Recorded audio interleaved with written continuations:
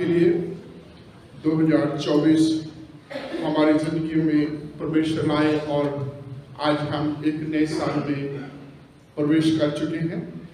और बीते साल में बहुत कुछ हुआ, विश्वव्यापी तौर पर पूरे वर्ल्ड लेवल पर जब हम देखते हैं लड़ाइयाँ युद्ध चले, बहुत नुकसान हुआ। भारतवर्ष में भी बहुत कुछ परिवर्तन आए, जनरल इलेक्शन हुई, स्टेट इलेक्शन हुई, पार्लियामेंटों के बाद हमारे समाज में, हमारे घरों परिवारों कलीसिया के बीच में कई प्रकार के परिवर्तन हुए, बहुत सारी बातें घटी। परमेश्वर ने हमें आशीषें दी, हमारे मनोरथों को पूरा किया। परमेश्वर ने हमें बढ़ाया, हमारे परिवारों को बढ़ाया। परमेश्वर ने हमारे संघर्षों में हमारी रहनुमाई की और बहुत सारी जगहों पर कुछ लोगों की जिंदगियों में निराशा भी आई, दुख भी आए, हमसे गलतियां हुई, असफल हुए। लेकिन इन तमाम बातों के बीच में प्रभु बेबदल रहे, प्रभु वफादार रहे, प्रभु अपनी करुणा अपनी दया को निरंतर लगातार हम सब पर बनाए रखे। परमेश्वर का पवित्र वचन कहता है हम बदल जाते हैं लेकिन परमेश्वर कभी नहीं बदलता। वो कल आज और युगानुयुग एक सा परमेश्वर है। उसका प्यार, उसकी अनुग्रह, उसकी कृपा, उसकी करुणा कभी नहीं बदलती, वो अमर है। जिसके लिए विलापी गीत में कहा गया हम मरे नहीं, हम मिटे नहीं, हम नाश नहीं हुए, बल्कि परमेश्वर की महाकरुणा का फल है कि हम जिंदा हैं। और इस जीवन के लिए, जीवन में हर आशीष के लिए, हमें संभालने के लिए, हमारी अगुवाई करने के लिए हम परमेश्वर का धन्यवाद देते हैं, प्रभु की स्तुति, प्रभु की प्रशंसा करते हैं। नया साल जब आता है, पुराना साल जब बीतने वाला होता है, खास करके 30-31 तारीख को या क्रिसमस के बाद हम नए रेजोल्यूशन बनाते हैं, नए फैसले करते हैं, नए तरीके से सोचते हैं, इंतजार करते हैं 31 तारीख की उस घड़ी के लिए जब वो आएगी। उसके बाद अगला साल शुरू होगा और हमने एक रेजोल्यूशन बनाया होता है, हम ये करेंगे, इस तरीके से रहेंगे, स्पिरिचुअली, सामाजिक तौर पर, अपने परिवार में बहुत कुछ हमने सोचा होता है। बहुत सारे हमने जो है पहले से ही प्लान किए होते हैं कि आने वाले साल में हम ऐसा करेंगे।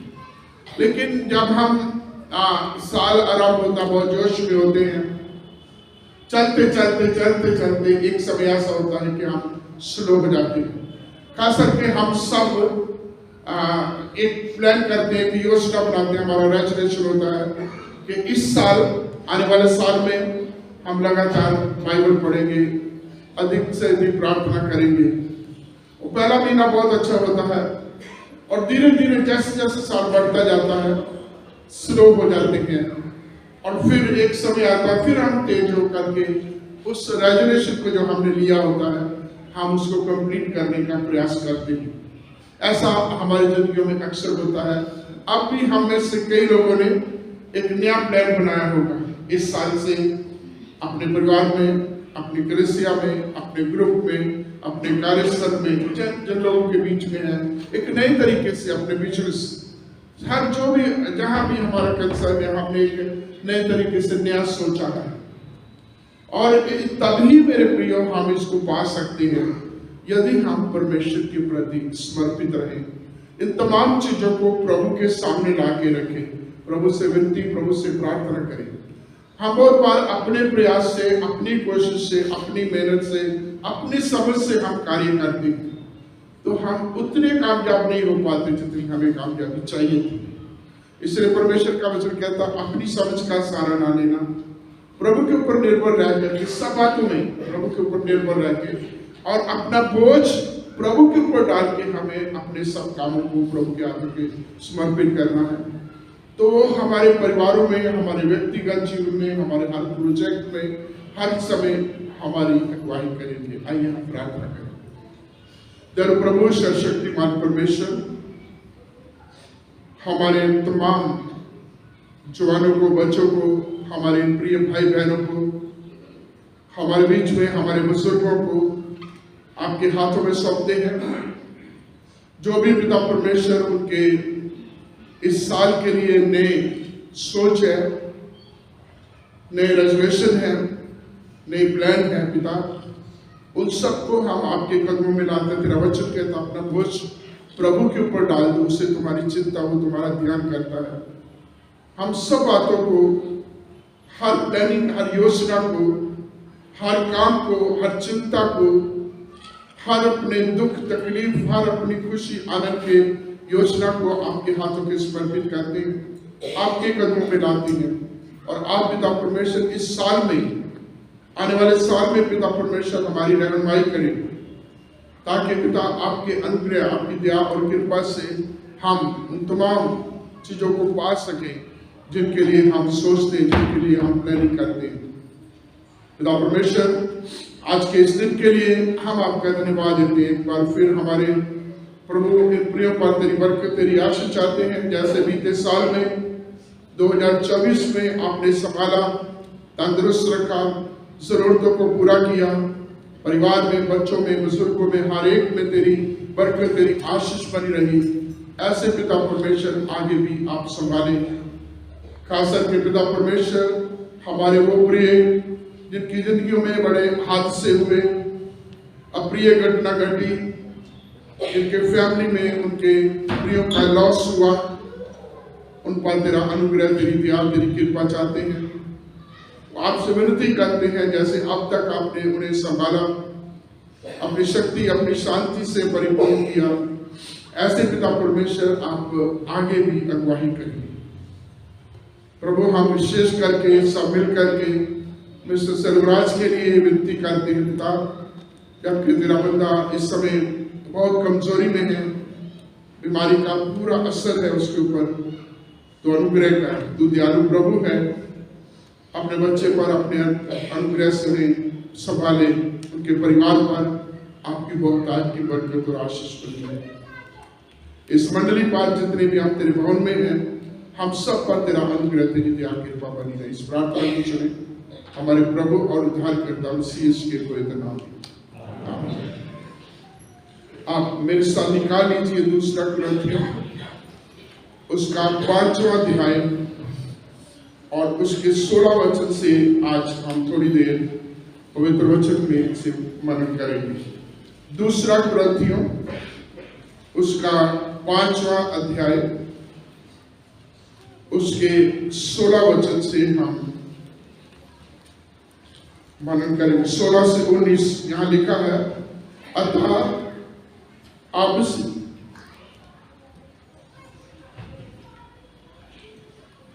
से हम किसी को शरीर के अनुसार ना समझें, यद्यपि हमने मसीह को भी शरीर के अनुसार जाना था, तो भी अब से उसको ऐसा नहीं जानेंगे। इसलिए यदि कोई मसीह में है तो वह नई सृष्टि है, पुरानी बातें बीत गई, देखो सब नई हो गई। वे सब बातें परमेश्वर की ओर से हैं, जिसने मसीह के द्वारा अपने साथ हमारा मेल मिलाप कर लिया और मेल मिलाप की सेवा हमें सौंप दी।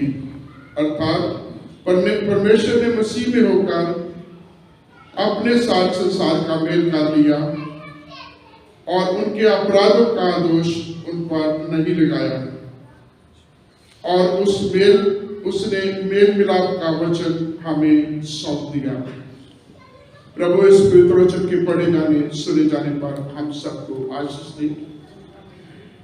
यहाँ 17 वचन जो है उसके ऊपर थोड़ी देर मनन करेंगे कि अब जो मसीह यीशु में है वो नई सृष्टि है, पुरानी बातें बीत गई, देखो सब नई हो गई।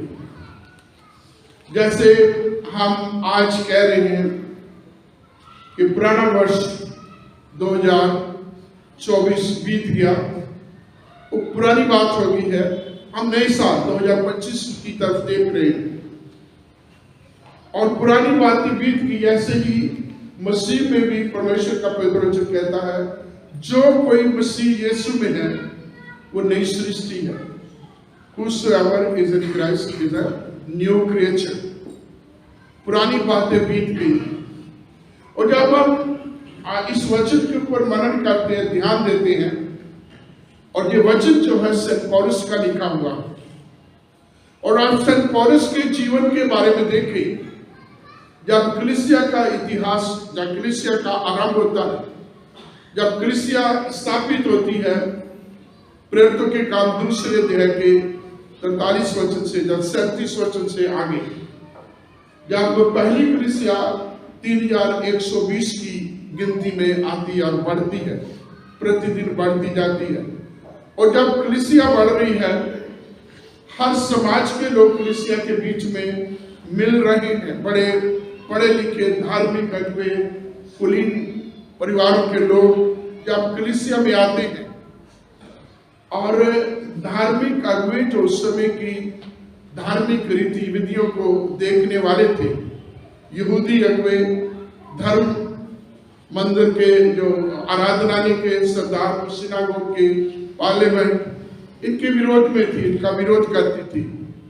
और उनके बीच में एक जवान था जिसका नाम सौल था, और वह सौल मसीहियों के खिलाफ, मसीह की उस गवाही के खिलाफ, उन विश्वासियों के खिलाफ एक फरमान लेकर के, अधिकार प्राप्त करके वो दमिश्क से निकलता है, ताकि उसका प्रण था, उसका एक फैसला था, उसका एक डिटर्मिनेशन था कि हर वो जुबान जो मसीह का नाम लेती है, उसको वो इस दुनिया से नाश करेगा, खत्म कर देगा। और चलते चलते जब दमिश्क के रास्ते तर्सुस पे पहुंचते हैं, तो प्रभु के परमेश्वर के साथ उसका एनकाउंटर होता है। और वो व्यक्ति जो एक बहुत जबरदस्त व्यक्ति था, मसीह विरोधी था, कलीसिया को सताने वाला था, विश्वासियों को मारने वाला था, वो व्यक्ति जो टोटली प्रभु के विरोध में काम करता था, जब उसका परिवर्तन हुआ, जब वो प्रभु ने उसको पकड़ा, जब उसने अपना प्रभु के जब समर्पित किया और प्रभु के लिए वो दुख उठाने वाला बना, वो व्यक्ति जो उस नाम को नाश करना चाहता था, जो मसीह का नाम लेती है, आप उसको उसका नाम लेना, उसके नाम का प्रचार करना, बड़े बड़े लोगों के सामने, राजों के सामने, अधिकारियों के सामने, कैफा और जो है गवर्नर के सामने, कैसर के सामने, वो प्रभु यीशु मसीह की गवाही देता है और वो दुख सह रहा है। और उसने इस अपनी जिंदगी के अनुभव से, परमेश्वर के उस प्रेम से, प्रभु की उस करुणा को उसने जब देखा कि प्रभु जिसकी जिंदगी में आता है, प्रभु उसे परिवर्तित करता है, उसके तमाम चीजों को बदल देता है। इसलिए उसने अपने अनुभव को यहाँ लिख रहा है कि जो कोई मसीह में है वो नई सृष्टि है, और उसकी पुरानी बातें सब खत्म होगी, सब बीती, सारी की सारी नई होगी। जैसे आज हम अपनी पुरानी डायरी को देखते हैं, पुराने कैलेंडर को देखते हैं, उन तमाम चीजों को देखते हैं, वो सारी की सारी पुरानी होगी। जैसे कल रात 11:59 हुए थे, वो तमाम चीजें बदल गई, तमाम चीजें पुरानी होगी, आज वो नई होगी है। हम ऐसे ही जो व्यक्ति प्रभु यीशु मसीह को जीवन देता है, प्रभु यीशु मसीह में आ जाता है, कलीसिया का सदस्य बन जाता है, पवित्र वचन के अनुसार वो नई सृष्टि हो जाए। इसलिए आपने एवेंजेलिकल फील्ड में, पेंटिकॉस्टल फील्ड में आपने एक शब्द सुना होगा, नया जन्म। जब आप उसमें बात करते हैं, उनका पहला प्रश्न आप उसमें बात करते हो, क्या आपने नया जन्म पाया? मतलब नया जन्म पाने का मतलब कि प्रभु यीशु मसीह के नाम में क्या आपने पुरानी तमाम चीजों को छोड़ करके आप मसीहत को, मसीह के वचन को, प्रभु को उस तरीके से ग्रहण किया है जैसे आपको करना चाहिए। और जब हम नई सृष्टि की बात करते हैं, उसमें सबसे पहले परमेश्वर का वचन कहता है वो नया स्वभाव होता है, उनका स्वभाव बिल्कुल बदल जाता है। गीत गाते थे जब हम VBS को लीड करते थे, उसमें गीत होता था, great change since I am born, और उसमें a place I used to go, I go there no. The thing I used to do, I do them no more. और ऐसे बहुत सारी चीजों की एक लिस्ट है गीत में। हम बच्चों के द्वारा मैंने वो सुना हुआ, 80s की बात है, 87 के आसपास। Great change since I am born, कि मसीह में आने के बाद और यीशु मसीह में जन्म लेने के बाद मेरे में गीतकार ने लिखा बहुत महान परिवर्तन आया कि वो काम जो मैं पहले करता था, जो जगह जहां मैं जाता था, वो चीजें जो मैं पहले खाता था, वो तमाम चीजें जो पहली मेरी जिंदगी में थी जो परमेश्वर विरोधी थी, वो अब मैं दोबारा उनको नहीं करता। और यही चीज है पौलुस जो कह रहा है कि वो नई सृष्टि है। उनकी सोच, उनका नजरिया, उनको चीजों को देखने, लोगों को मिलने और तमाम चीजों को लेकर के उनका टोटल नजरिया नया हो जाता है, नए तरीके से सोचता है। यहाँ हम किसी को नेगेटिव तरीके से सोचते हैं, यहाँ किसी चीज के काम का, किसी व्यक्ति का हम जो आलोचना के तरीके से सोचते हैं, यहाँ किसी की कमियां निकालने की कोशिश करने की सोच करते हैं, यहाँ हम किसी को नीचा दिखाने की कोशिश करते हैं। मसीहत में आकर के हम उनको उत्साहित करते हैं, हम उनकी छोटी छोटी चीजों को लेकर के और उनको जो है उत्साहित करने की कोशिश करते हैं। हम हर बात में कमी निकालने की बजाय उसकी एक अच्छी चीज देखते हैं और उसको और उत्साहित करने के लिए हम उस व्यक्ति विशेष की मदद करते हैं ताकि वो विश्वास में बढ़े, मसीह में बढ़े, मसीह के कामों में बढ़े और उसके द्वारा प्रभु को महिमा मिले, प्रभु का नाम उसके द्वारा ऊंचे पे उठाया जा सके। और जब हम आते हैं कि जो मसीह यीशु में है वो नई सृष्टि है, तो उसमें प्रकाशित वाक्य में पढ़ते उसके दूसरे देखे 17 वचन में उससे पहले शुरू हो जाता है या पिरगमुन की कलीसिया के दूत को पत्र लिखा जाता है। और जब पत्र लिखा जाता है उसकी बातों को लिख के कहते हैं मैं उसको नया मना दूंगा, जिसके कान हो उसे सुनने के आत्मा कलीसिया से क्या कहता है, और मैं उसको मना दूंगा और उसको एक सफेद पत्र दिया जाएगा जिसके ऊपर एक नाम लिखा होगा और वो पत्र पाने वाले को छोड़ करके कोई उसको नहीं जानेगा।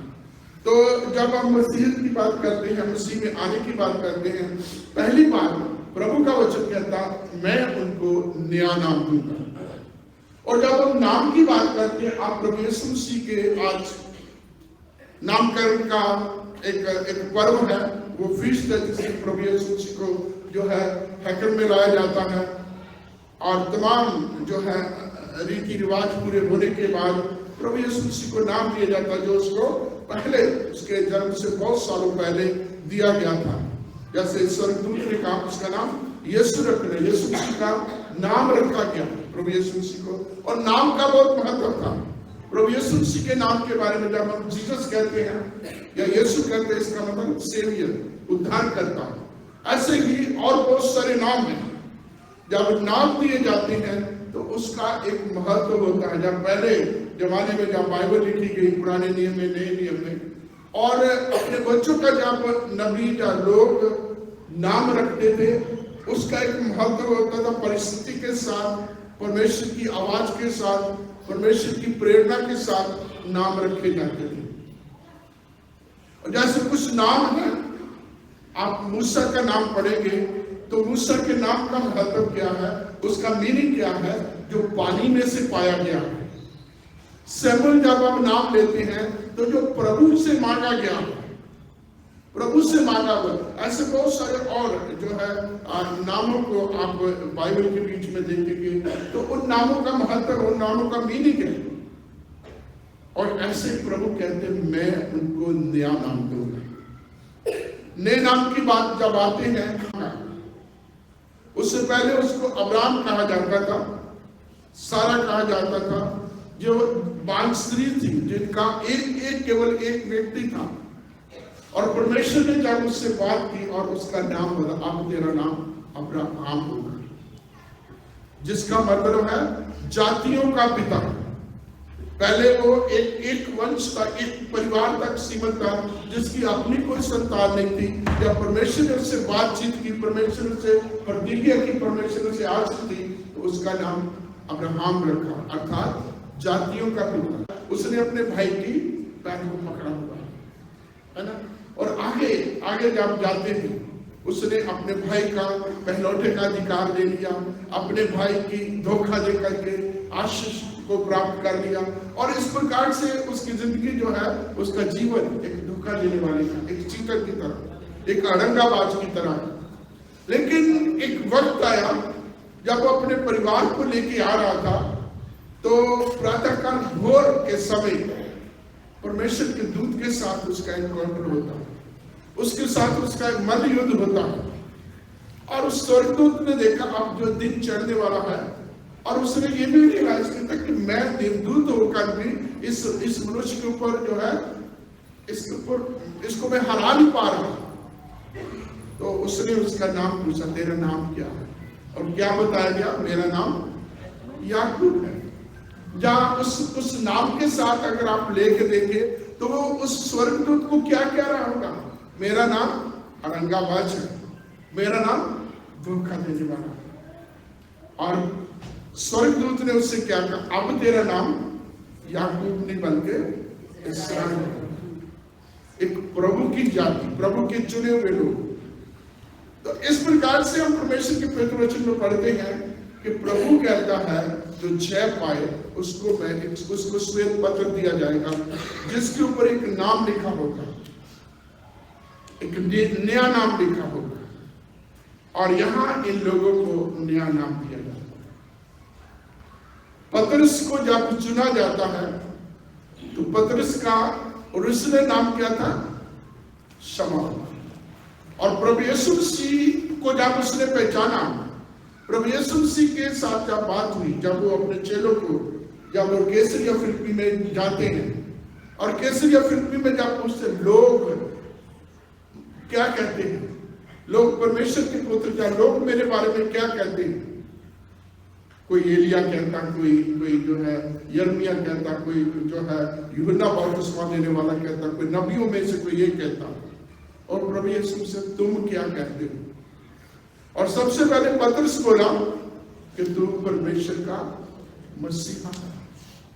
और वहां प्रभु यीशु मसीह से बात करके ये चीज जो है, ये भेद जो है, तुझ पर लहू और मांस दुनियावी तौर तरीके से नहीं मिला, ये मेरे पिता की ओर से तुझे मिला। और मैं भी तुझसे कहता हूं कि तू पतरस होगा, और इस पत्थर पर अधोलोक के फाटक जो है प्रबल नहीं होंगे। इस पत्थर पर मैं अपनी कलीसिया बनाऊंगा, और इस पर अधोलोक के फाटक प्रबल नहीं होंगे। और प्रभु यीशु मसीह ने क्या कहा कि हे शमौन, उसका पूरा नाम, और कहते ये बात तुझे लहू और मांस की ओर से नहीं बल्कि मेरे पिता की ओर से तुझ पर प्रकट हुई। और मैं भी तुझसे कहता हूं, यदि तूने मुझे पहचाना है कि मैं परमेश्वर का मसीहा हूं, और मैं भी तुझे कहता कि तू पतरस है, और इस पतरस जो है, जो इसका शब्द जो है ओरिजिनल वर्ड है वो पीटर है। ये ग्रीक भाषा का मतलब पत्थर है, और अगर इसका यूनानी भाषा में इसे वर्ड सिफस कैफा, इसका मतलब पत्थर है। तो दोनों ही तरीके से पतरस का नाम जो था, पहले शमौन था, अब उसका नाम पतरस रखा गया, पीटर रखा गया, कैफा रखा गया, जिसका मतलब है पत्थर। और प्रभु यीशु मसीह का इस पत्थर के ऊपर मैं अपनी कलीसिया की स्थापना करूंगा, और अधोलोक के फाटक इस पर प्रबल नहीं होंगे। ऐसे जब हम आगे बढ़ते हैं तो जिस व्यक्ति का ये वचन है, इस परमेश्वर के दास ने ये वचन लिखा कि जो मसीह यीशु में है वो नई सृष्टि है, उसका नाम सौल था, उसका नाम सौल था। और जब प्रभु ने उसे पकड़ा, अब प्रभु से उसकी जब बातचीत होती, प्रभु का एनकाउंटर होता, तो उसका नाम पौल रखा। तो प्रभु यीशु मसीह कहते हैं, प्रभु का वचन कहता है, जब वो उन 7 कलीसियों के साथ बातचीत कर रहे हैं, या बिरंगुन की कलीसिया का दूध के साथ बात करने की बात आते, तो कहते हैं मैं उसे एक श्वेत पत्थर दूंगा, उसके ऊपर एक नाम लिखा होगा, और वचन कहता मैं उसे एक नया नाम दूंगा। ऐसे ही जब मसीह लोग हैं, इनकी पहली जिंदगी में बहुत सारे टाइटल इनके साथ जुड़े होते हैं, अलग अलग तरीके के, गलत तरीके के नेगेटिव नाम लिखे होते हैं। लेकिन जब वो कोई प्रभु यीशु मसीह को ग्रहण कर लेता है तो उसका नाम अब बदल जाता है। पहले बाइबल के अनुसार सबके सब पापी थे, और प्रभु यीशु मसीह के आने के बाद प्रभु यीशु मसीह की संतान बन जाते हैं।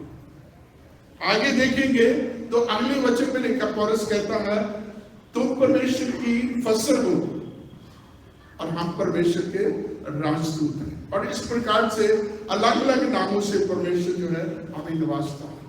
अगली चीज जो है, जो यहेजकेल की किताब उसके 36 के 26 वचन में, यहेजकेल उसके 36 अध्याय के 26 वचन में लिखा है, मैं उन्हें नया मन दूंगा, मैं उनको नया मन दूंगा और उनका पत्थर का हृदय निकालकर उनको मांस का हृदय दूंगा। तो तीसरी चीज जो है, तीसरी चीज, प्रभु एक नया मन, नया हृदय देता है। पत्थर का हृदय, सख्त हृदय निकाल के एक हमें जो भावना है जिसमें प्रभु के प्रति प्रेम है, प्रभु की उन वचन उनके साथ प्रेम है, कहता मैं उनका पत्थर का हृदय निकाल कर उनको मांस का हृदय दूंगा। और इस प्रकार से हम देखते हैं कि पौलुस जो है, जो खुद प्रभु के विरोध में था, कलीसिया के विरोध में था, जब उसने प्रभु के उस अनुग्रह का सवाल चखा तो वो ये कहता है, कोई भी मसीह यीशु में है वो नई सृष्टि है, पुरानी बातें बीत गई, देखो सब नहीं होगी। जब हम विश्वासियों के बारे में देखते हैं, प्रभु के लोगों के बारे में देखते, जब उनका हृदय परिवर्तन होता है, जब वो प्रभु में आ जाते हैं, जब ये देखते हैं कि जब वो क्रिश्चियनिटी को ग्रहण कर लेते हैं, मसीह को ग्रहण कर लेते हैं, तो बहुत बड़ा परिवर्तन होता है।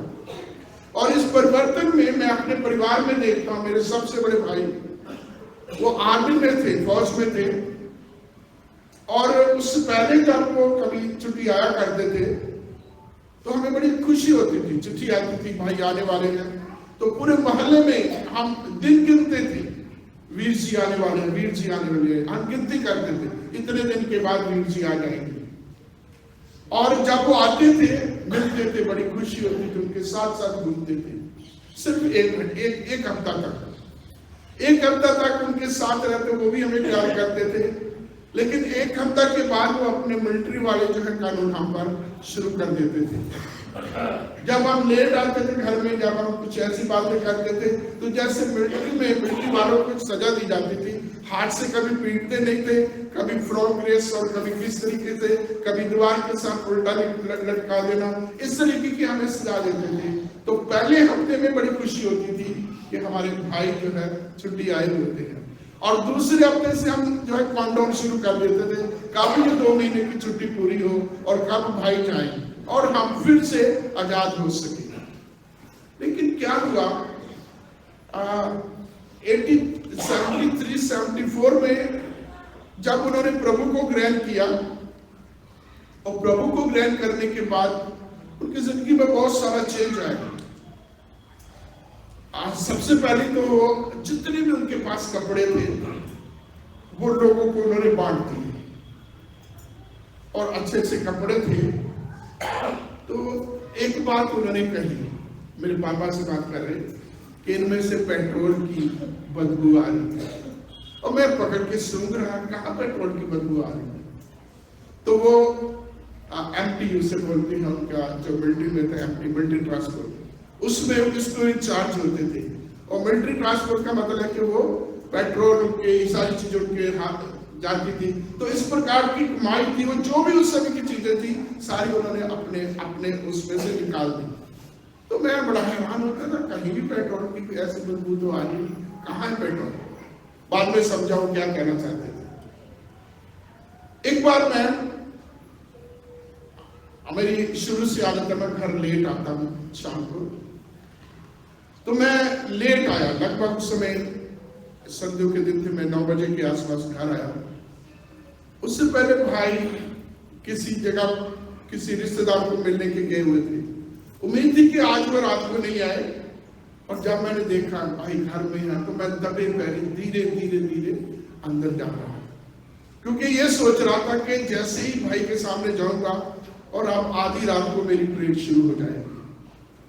लेकिन उन्होंने अपने कमरे में ही, मैं अभी आधे आंगन में आया तो उन्होंने आवाज दी, मेरा नाम निकनेम देवे आ गया। मैं कहा हाँ जी बाजी, ठीक है, तेरा दूध वहां रखा, पी के सो जा। और मेरे को विश्वास नहीं हो रहा कि ये मेरे भाई ने मुझे कहा है। इससे पहले तो जब आते थे हाथों से भी पिटाई होती थी और भी कई तरीके से सजा दी होती थी। आज ये भाई को क्या हो गया है? और मैं चला तो गया अपना काम करके, खाना खा के मैं लेट तो गया, और मैं बहुत देर तक सोचता रहा कि क्या ये मेरे भाई की आवाज थी, क्या ये मेरे भाई का व्यवहार था। तो जो मैं कहना चाहता हूं कि जब व्यक्ति अपनी जिंदगी में प्रभु यीशु मसीह को ग्रहण करता है, सबसे पहला उसका स्वभाव परिवर्तित होता है। उसके हर चीज को जो भी वो करता है और चीजों में उसकी तमाम जो है बदलाव आ जाता है। और ये बदलाव जो है ये किसी के बोलने से नहीं आता। कई बार हम गवाही देते हैं कि मैंने पवित्र आत्मा पाया, मैंने प्रभु को ग्रहण किया, मैं ऐसा था, मेरी पिछली जिंदगी ऐसी थी। हम बहुत कुछ बताते हैं। कभी मेरे से भी आपने सुना होगा कि मैं पहले ऐसा था, अब ऐसा हूं। लेकिन परिवर्तन वो है जिन्होंने पहले आपको देखा है और वही आपको देख रहे हैं। और प्रभु यीशु मसीह को ग्रहण करने के बाद आपने क्या परिवर्तन लाया, वो इस चीज की गवाही दी। जैसे मैं अपने उन बड़े भाई की बात कहता हूं कि जब चेंज आया तो वाकई ही चेंज था जिसको चेंज कहते हैं। तो यही चीज प्रभु अपने लोगों की जिंदगी में कहते हैं। एक पुरानी कहावत है, a man eater does not change in A night, कि जो आदमखार शेर है वो एक रात में कभी बदलता नहीं। लेकिन मेरे प्रियो, हमारे प्रभु यीशु मसीह में ये सामर्थ है कि वो एक रात में क्या, एक पल में सबको बदल के रख देता है। शर्त है हमने ईमानदारी से प्रभु को ग्रहण किया है। हमने प्रभु को अपना उद्धारकर्ता जब करके ग्रहण किया तो हमने संपूर्ण रीति से प्रभु को अपना आप समर्पित किया है। तो फिर मैं भी, आप भी, हम सब भी और इसकी तरह कह सकते हैं, गवाही दे सकते हैं कि जो मसीह यीशु में है वो नई सृष्टि है, पुरानी बातें बीत गई, सब नहीं होगी। प्रभु करे ये वचन मेरे और आपके हम सब की जिंदगियों में पूरा हो और इस हम नए साल में नए के साथ, नए स्वभाव के साथ हम अपना जीवन निर्वाह करें, जिससे हमारी जिंदगी के कामों से प्रभु को महिमा मिले। आइए प्रार्थना करें।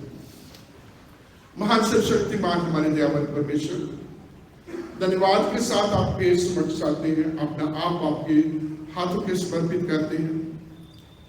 आपसे विनती करते हैं जैसे तेरे दास पौलुस ने ये वचन लिखा कि जो मसीह यीशु में है नई सृष्टि है।